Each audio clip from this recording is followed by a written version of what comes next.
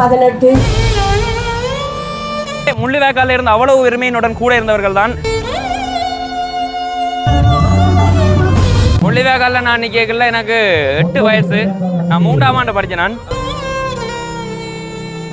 செட்டா படிக்க மேலே மகளை கொண்டு போட்டது போட்டவர்கள் வந்து அடிக்கிறாங்க, மகளை காப்பாற்றினார். ஒவ்வொரு உயிர்களையும் இழந்த நாங்கள் முள்ளிவாய்க்கால் கஞ்சிக்காக சென்றவர்களும் முள்ளிவாய்க்கால் கஞ்சி சம்பவத்திலேயே மரணிச்சிருக்கிறார்கள். இறந்த உடலில் தனது தாயின் மார்பகத்தில் பாலை குடித்து தனது அம்மா பிணமாகத்தான் இருக்கிறார் என்ற அந்த செய்தி அறியாத இந்த சுவை இனப்படுகொலைக்குரிய சுவை என்று சொல்லி சர்வதேச தரம் கொண்டே இந்த குரல் ஓங்கி ஒலிக்கும் மண்டைக்குமே. முள்ளிவாய்க்கால் திடலிலே எங்களுடைய இசைப்பிரியா தொடக்கம் எத்தனை உறவுகளை 18 நாடுகளின் ஆதரவுகளோடு சேர்ந்து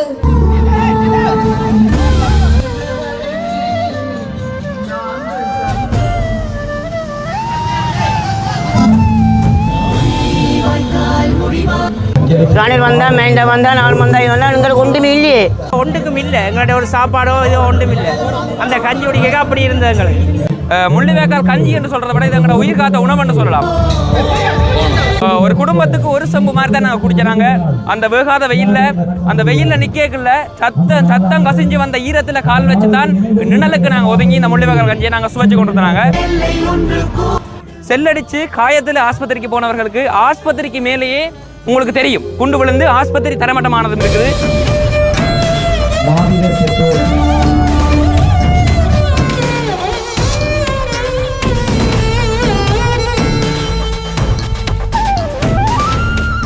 welcome to RJ with KJ. இன்றைக்கி நம்ம எங்கே நிற்கிறோம் அப்படின்னு சொல்லி பார்த்தீங்கன்னு சொன்னால் வன்னிமண்டல முல்லைத்தீவு மாவட்டத்தில் விசுவமடு துண்டிக்குளம் யங்ஸ்டரில் தான் வந்து நிற்கிறோம்.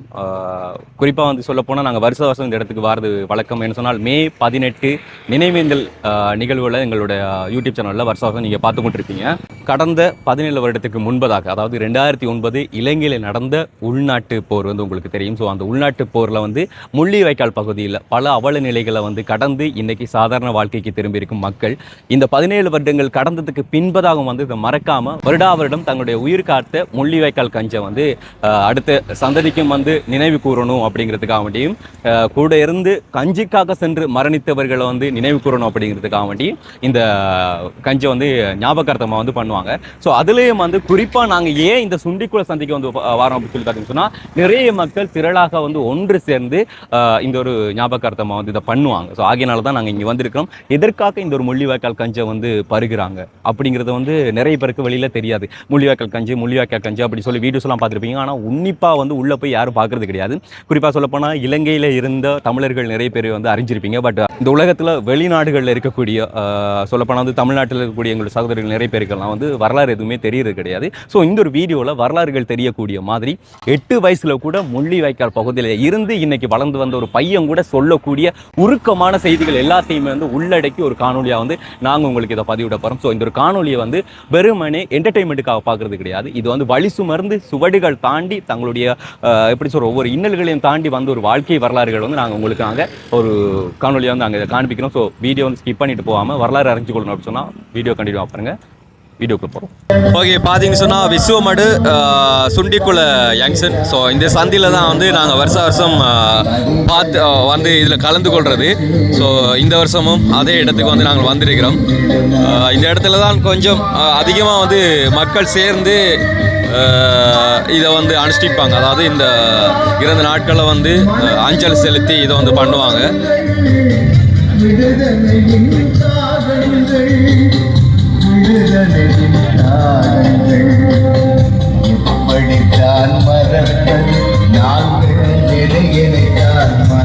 பார்த்தீங்கன்னு சொன்னால் இப்போ கஞ்சி காய்ச்சி கொண்டிருக்கிறாங்க. மழை பயங்கர மழை பெஞ்சது.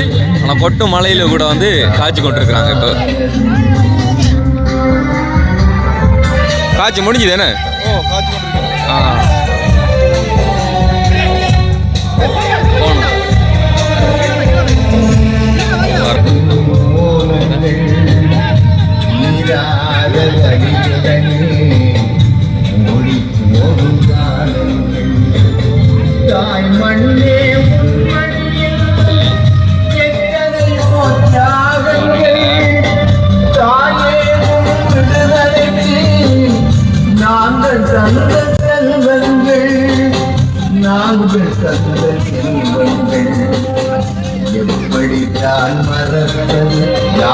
ஸோ இங்கே எல்லாமே வந்து ஆயத்தமாயிட்டு தயாரான வட்டம் இருக்குது.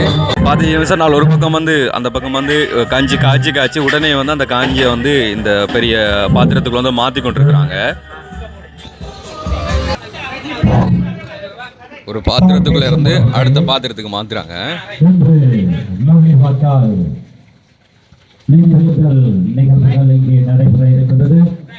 சுண்டிக்குளம் சந்தை வர்த்தக நிலையங்கள் வர்த்தக உரிமையாளர்கள் அனைவரும் உங்களது வர்த்தக நிலையங்களை அனைவரும் எவ்வளவு நெருப்பா வேலை செய்யறாங்க பாருங்க. அதாவது மழையை வந்து பொருட்படுத்தல, மழை பெய்து கொண்டு தான் இருக்குது. பட் இருந்தாலும் இங்க வந்து நெருப்பு எரிச்சு கொண்டே இருக்கு. அப்படி அந்த ஒரு பக்கம் வந்து அண்ணன் பால் காய்ச்சி கொண்டிருக்கிறார். அந்த பால் காய்ச்சி அந்த பக்கம் பிழிச்சு, அதாவது பால் பிழிச்சிட்டு வந்து இந்த பக்கம் ஊற்றி கொண்டிருக்கிறார். அதே மாதிரி இந்த பக்கம் வந்து பாத்தீங்கன்னா சட வேகமா தண்ணியை நிரப்பிட்டு அந்த கிடார பானைகள் எல்லாம் வந்துட்டு கிளீன் பண்ணி எடுத்துட்டு அப்படியே வேகமா நெருப்பா நிக்கிறாங்க. என்ன நெருப்பா நிக்கிறாங்க வேலையில. மழையை வந்து பொருட்படுத்தல, அப்படி வேகமா வந்து வேலை செய்து கொண்டிருக்காங்க.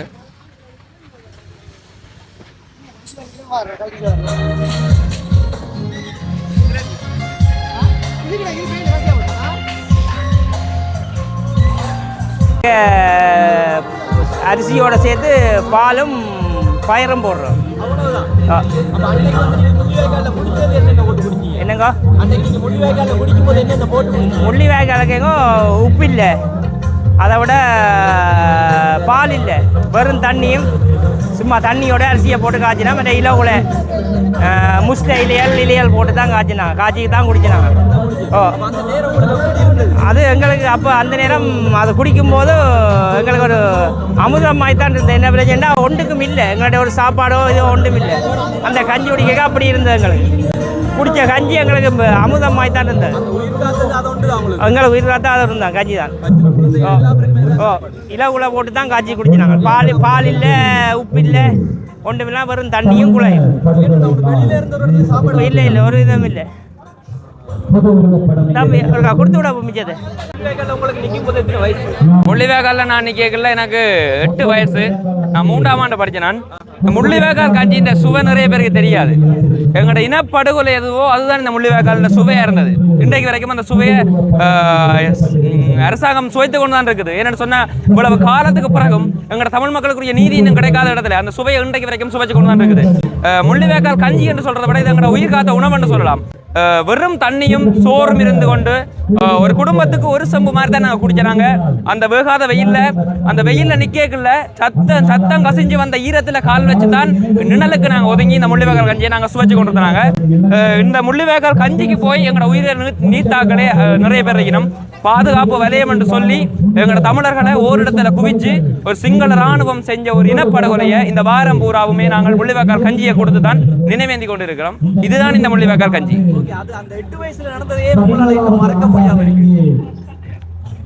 8 வயதுல தமிழர் தாயகத்துல கட்டமைக்கப்பட்டிருந்த இந்த நிழல் அரசாங்கத்துக்கு மத்தியில நாங்கள் பாதுகாப்பாக இருந்த பொழுதிலையும் ஒரு பாதுகாப்பை தருவதாக கூறி ஒரு அரசாங்கம் எங்களுக்கு எதிராக ஒரு வன்முறையை பிரயோகித்தது இன்று வரைக்கும் எங்களோட வாழ்நாளில் மறக்க முடியாத ஒரு நிகழ்வு. ஏனென்று சொன்னால் நாங்கள் அதை மறக்கிறதுக்குரிய சந்தர்ப்பத்தை இன்னும் இந்த நாடு எங்களுக்கு தெரியல. இன்றைக்கும் எங்களுக்குரிய அநீதிகளுக்கோ சர்வதேச விசாரணைகளுக்கோ எந்த விதமான ஒரு நீதியும் எங்களுக்கு இன்னும் கிட்டாத இடத்துல இது இன்றைக்கும் மறக்க போறதில்லை. அடுத்த சந்ததிக்கு நாங்கள் காலத்தும் கடத்தி கொண்டு தான் இருக்க போகிறோம்.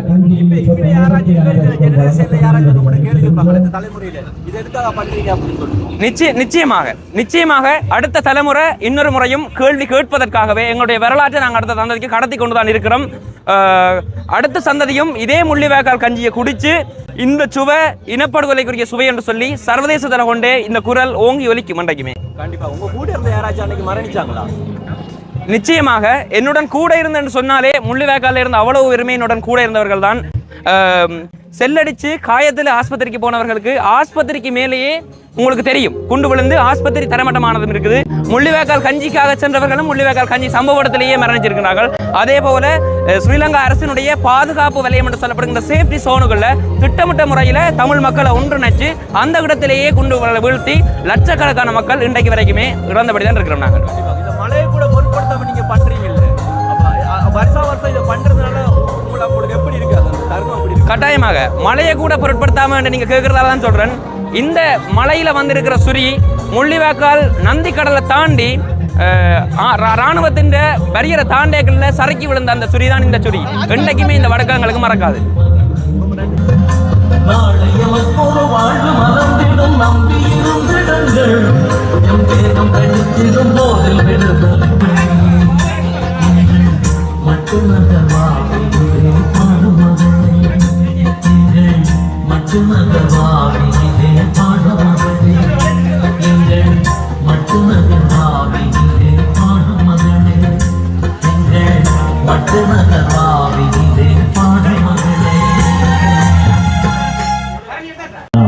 ஒரு கணம் கை நோக்கி இங்கே வணங்கி இங்கே உங்களை அழைக்கின்றோம்.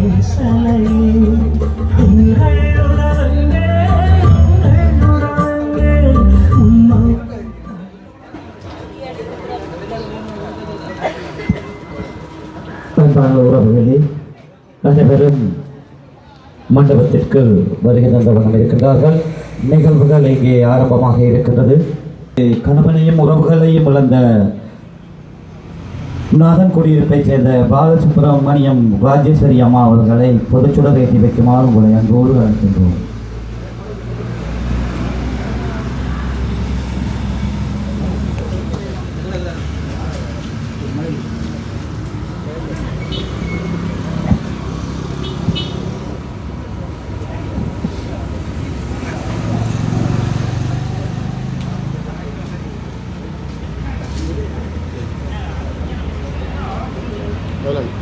இங்கே பொதுச்சூழலை ஏற்றி வைத்த அம்மாவுக்கு அன்பு கூர்ந்த நன்றியை கூறிக்கொண்டு அடுத்ததாக ஈகச்சூடர் ஏற்றல் ஈகச்சுடரினை ஏற்றி வைக்குமாறு வர்த்தக சங்கம் சார்பில் ஒருவரை அன்போடு அழைக்கின்றோம்.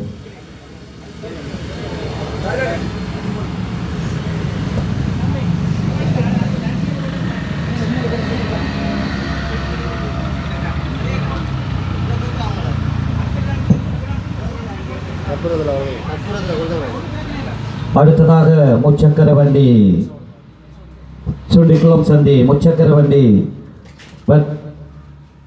உரிமையாளர் ஒருவரை இங்கே அன்போடு அழைக்கின்றோம். ஈகச்சுடர் ஏற்றுமாறு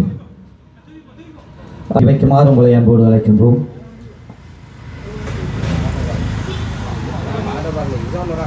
சுண்டிக்குளம் சந்தி இளைஞர்கள் அணியின் சார்பில் ஒருவரை ஈகச்சுடர் ஏற்றி வைக்குமாறு அன்போடு அழைக்கின்றோம். தர்மபுரம் முச்சக்கர வண்டி சாரதிகள் ஒருவரான உரிமையாளர்களில் ஒருவரான அன்போடு ஈகச்சுடர் ஏற்றுமாறு உங்களை அன்போடு அழைக்கின்றோம். அமைப்பின் சார்பாக மகளிர் ஒருவரை ஈகச்சுடர் ஏற்றுமாறு உங்களை அன்போடு அழைக்கின்றோம். நாதன் குடியிருப்பு அமைப்புகள் சார்பில் ஒருவரை ஈகச்சுடர் ஏற்றுமாறு உங்களை அன்போடு அழைக்கின்றோம்.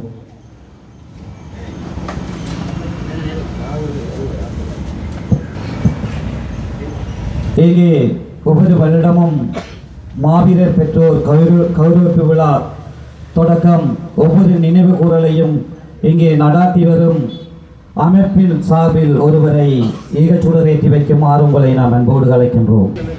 ஈகச்சுடர் அணிவித்த அனைவருக்கும் அன்பு கூர்ந்த நன்றியை கோரிக்கொண்டு அடுத்ததாக எமது முள்ளிவாய்க்காலிலே இறுதி நாளில் கொத்து கொத்தாக மடிந்த எமது அனைத்து உறவுகளின் நினைவாக இங்கே பொது உருவப்படம் வைக்கப்பட்டிருக்கின்றது. இந்த பொது உருவப்படத்திற்கான மலர் மாலையினை எமது நாதன்குடியிருப்பைச் சேர்ந்த வேந்தன் அண்ணா அவர்களை மலர் மாலையை அணிவிக்குமாறு உங்களை அன்போடு வேண்டிக் கொள்கின்றோம்.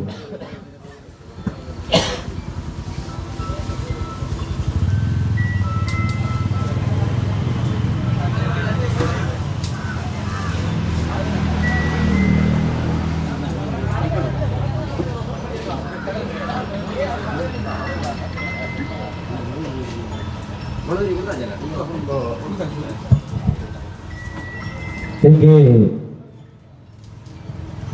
எமது மக்களுக்காகவும் எமது மண்ணுக்காகவும் அக்காலகட்டத்தின் போது கொல்லப்பட்ட பொதுமக்களுக்காகவும் இங்கே ஒரு நிமிடம் அகவணக்கம் செலுத்துவோமாக. இங்கே கொடுத்திருக்கின்றோம். அந்த வகையில் இந்த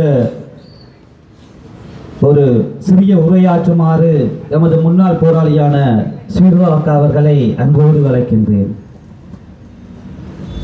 மே 17வது ஆண்டை நெருங்கிக் கொண்டிருக்கும் இந்த வேளையிலே உண்மையிலே இந்த இனப்படுகொலை என்பது மறக்க முடியாத ஒரு பெரும் பலியாக தான் நாம் நெஞ்சிலே கனத்த சுமைகளாக சுமந்து கொண்டிருக்கின்றோம். உண்மையிலே முள்ளிவாய்க்காலில் என்னோடு இருந்த ஒரு போராளியின் மகன் இறந்த உடலில் தனது தாயின் மார்பகத்தில் பாலை குடித்து தனது அம்மா பிணமாகத்தான் இருக்கிறார் என்ற அந்த செய்தி அறியாத அந்த இளம் சிறார் இன்று வெளியுலகிலே வாழ்ந்து வருகின்றான். உண்மையிலே அந்த இறந்து கிடந்த என் அருமை தோழிக்கு ஒரு மாவீரர் என்ற விருது வழங்கப்பட்டுள்ளது. உண்மையிலே நான் இடையிலே போன் எடுத்து கதைக்கும் போது கணவரோடு கதைத்த போது, அண்ணா இந்த செய்தி மகனுக்கு தெரியுமா? இல்லை, எப்படி சொல்வது? ஆனால் ஒரு வழியிலே சொல்ல வேண்டும் என்பதைத்தான் அவர் எனக்கு சொல்லி இருந்தார். அண்ணா இதை ஆழமாக பதியும் அளவிற்கு நாங்கள் உணர்த்தி சொல்ல வேண்டும். உண்மையிலே அந்த மகனுக்கு அந்த செய்தி இன்னும் சரியாக தெரியாது என்பது இந்த இடத்தில் நான் கூறிக்கொள்கின்றேன். மற்றும் முள்ளிவாய்க்கால் தொடரிலே எங்களுடைய இசைப்பிரியா தொடக்கம் எத்தனை உறவுகளை 18 நாடுகளின் ஆதரவுகளோடு சேர்ந்து எங்களுடைய சிங்கள இராணுவம் சின்ன பின்னமாக சிதைத்தார்கள். உண்மையிலே நாங்கள் இறந்திடலாம். இதில் இருக்கும் யாவரும் இந்த இடத்தை விட்டு சென்றாலும் கூட இனிவரும் சந்ததியினருக்கு இந்த எங்களுடைய இனப்படுகொலையின் வரலாற்றை அவர்களுக்கு நாங்கள் எடுத்துரைத்து எங்களுடைய தமிழர்களுடைய உயிர்கள் இருக்கும் வரையும் இந்த இனப்படுகொலைக்கு ஒரு முற்றுப்புள்ளி வைக்காது தொடர்ந்து சர்வதேசத்துக்கு நாங்கள் இதை எடுத்து உரைத்து எங்களுடைய உரிமையை பெற்றெடுக்க வேண்டும் என்று கூடி இந்த இடத்தில் விடைபெறுகின்றேன். நன்றி. முன்னாள் போராளி அவர்களுக்கு நன்றியை கூறிக்கொண்டு அடுத்ததாக மலரஞ்சலி நிகழ்வு நடைபெற இருக்கின்றது. இந்த மலரஞ்சலி நிகழ்வினை எமது நாச்சிக்குடாவைச் சேர்ந்த சுரேஷ் அண்ணன் அவர்களை ஆரம்பித்து வைக்குமாறு உங்களை நாம் அன்போடு அழைக்கின்றோம்.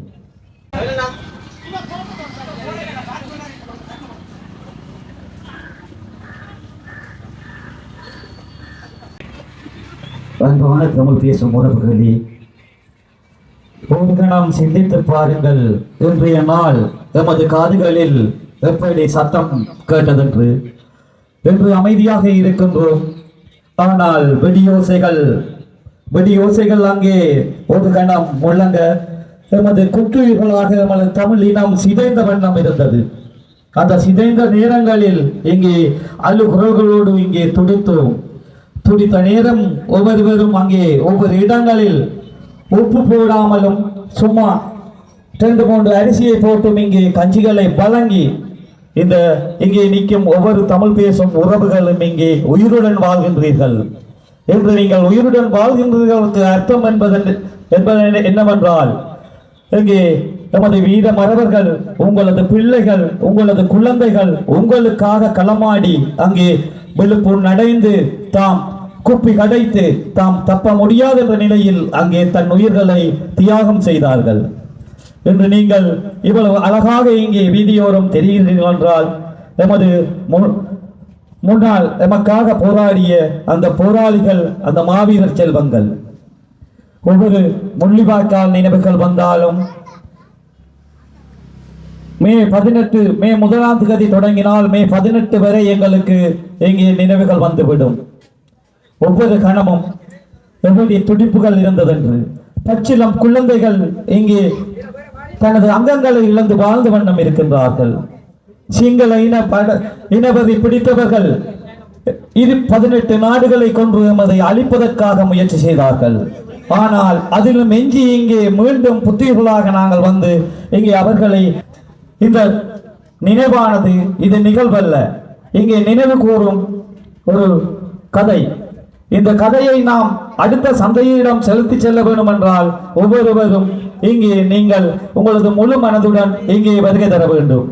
ஒவ்வொரு எமது ஈழத்துக்காக எமது ஒவ்வொரு உயிர்களையும் இழந்த நாங்கள் ஒவ்வொரு நிகழ்வுகளையும் நாங்கள் கலங்காமல் இங்கே துணிவுடன் ஒவ்வொரு முறையும் செய்ய வேண்டும்.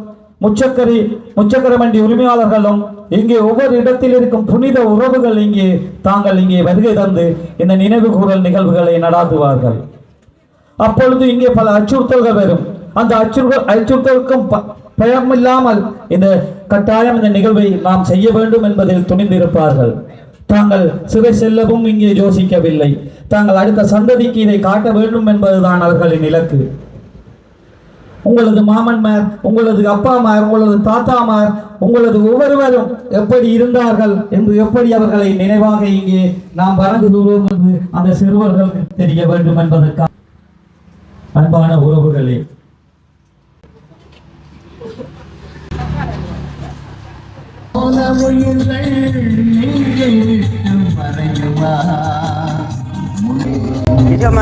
இடமென்று போனாங்கள் மாத்தனை போய் முள்ளி வைக்கால் போய் காயப்பட்டோம். நம்மளோட பிள்ளை நினைக்கிறேன் காயப்பட்டது. மற்றது கெப்பஞ்சிக்காரர் அங்கே இருக்க 200 பேருக்கிட்ட அப்படி கிபர் அடிச்சு எடுத்தது. மற்றது சாப்பாடுக்கெல்லாம் கஷ்டம். குப்பரை குண்டெல்லாம் போட்டது. இதெல்லாம் பாதிக்கப்பட்டாங்க எல்லா மக்களும். மற்றது உங்களுக்கு சும்மா போய் வந்தே கட்டிட்டாங்க. அப்படி எனக்கு காலையில் எங்கள் நன்மக்கெல்லாம் காலையில் இடுப்புகளை எங்கால் இப்போ எல்லாம் அந்த கஞ்சி குடிக்கும் போது எப்படி நின்றீங்க லைன்ல? கஞ்சி குடிக்கும் போது எப்படி லைன்ல நின்றீங்க? கஞ்சி இம்மா உடம்பு இல்லாமல் உடுப்பு இல்லாமல் தான் நின்றாங்க. உடுப்பு இல்லாமல் காட்டாது எடுத்துங்க பொடியல் அப்படி காயப்பட்டு ஊனம் பொடிக்கு மேலேயே பொடியை கொண்டு போட்டவங்க. பட் உயிரோட உடல் பொடிக்கு மேலே போட்டவை அப்படி சம்பவம். உங்களை மகளெல்லாம் கொண்டு போய் செத்த பொடிக்கு மேலே போட்டவை உண்மையாக சம்பவம் தான். நான் போய் சொல்ல இல்லை, இன்றைக்கு பொய்யெல்லாம் வந்து கேளுங்க. அப்படி பாதிக்கப்பட்டேன் நான். செத்த பொடிக்கு மேலே மகளை கொண்டு போட்டது போட்டவர்கள் வந்து அடிச்சு தான் எங்களை மகளை காப்பாற்றினார். அது தெரியுமா வணங்கு. இன்றைக்கும் அதைத்தான் நம்பி எல்லாரும் இருக்கிறாங்க தெரியுமா. அந்த நொடி பொழுது உங்களுக்கு எப்படி இருந்தது? எப்படி இருந்தாலும் எங்களுக்கு போகாம தான் இருந்தது. அப்போ எங்களுக்கு 45 வயது. எல்லாத்தையும் நாங்கள் யாழ்ப்பாணம் இடமேந்து வந்து தண்ணியில இடமேந்து அடி பண்ணி தான் மிச்சம். எங்களுக்கு ஒரு சுதந்திரமும் இல்லை, எங்களுக்கு விடிவு இல்லை. இன்றைக்கும் அப்படித்தான் எங்களை பேக்காட்டுறான் தாரம் உண்டு ஒன்றும் தர மாட்டேன். கிடைக்காது எங்களுக்கு, ஒன்றும் கிடைக்காது எங்களுக்கு. இதுதான் கடைசி முதலும் எங்களுக்கு. இதோட அப்படி என்ன எங்களுக்கு திரும்ப என்னென்றாலும் 1 ரூபாய்க்கு தான் நாங்கள் வெல்லுவோம். இல்லாட்டி கடைசி மட்டும் எங்களுக்கு கிட்டியாகும் உண்டு. சண்டை தான் பேக்காட்டுறான் எங்களை நல்ல வழியால். தாரம் எத்தனை அரசாங்கம் வந்தது. ராணில் வந்தா மைண்ட வந்தா 4 வந்தா இவெல்லாம் எங்களுக்கு ஒன்றுமே இல்லையே. இந்த ரோட்டில் பிச்சை எடுக்கிறாங்க. எங்களை தமிழன் வந்து கடன்காரன் ஆகிறான். கடையில் போட்டு அளவில் போட்டு சமூகங்கள் அனைவரும் இப்படியான நிகழ்வுகளும் அத்துடன் அங்கே தனிமரமாக நிற்கும் ஒவ்வொரு புனித குழந்தைகளையும் தத்தெடுத்து அவர்களுக்கான ஆறுதலை கூற வேண்டும் என்பதை கூறுவதோடு நமது இனம் மீண்டும் மீண்டும் ஒடுக்கப்படப்பட்டுக் கொண்டிருக்கின்றது.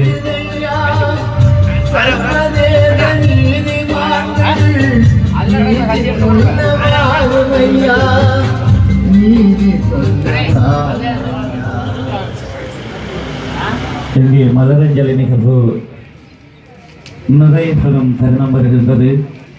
இங்கே திருவுருவ படத்தில் வைக்கப்பட்ட அந்த கஞ்சை யாராவது ஒருவர் வருகை தந்து அந்த உணவை எடுத்து வழங்குமாறு உங்களை நாம் அன்போடு வேண்டிக் கொள்கின்றோம்.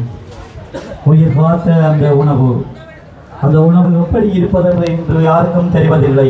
ஆனால் மே 1ஆம் தேதி வந்துவிட்டால் அந்த உணவின் அருமை இங்கே அனைவருக்கும் புரியும்.